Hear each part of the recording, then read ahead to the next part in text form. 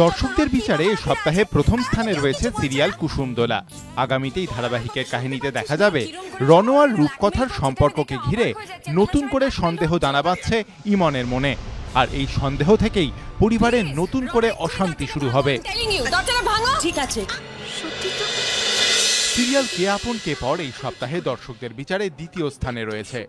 আগামীতেই ধারাবাহিকের কাহিনীতে দেখা যাবে সেনগুপ্ত বাড়িতে নববর্ষ উদযাপন হচ্ছে, আর অনুষ্ঠানের মাঝেই দেবীকে মুখের ওপর জবাব দেবে জবা।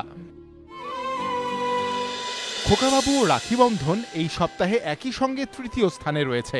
খোকাবাবুর কাহিনীতে আগামী পর্বে দেখা যাবে খোকাদের গ্রামের বাড়ি ভাঙতে আসবে তনজ, আর এই ঘটনাকে কেন্দ্র করেই উত্তপ্ত হয়ে উঠবে পরিস্থিতি।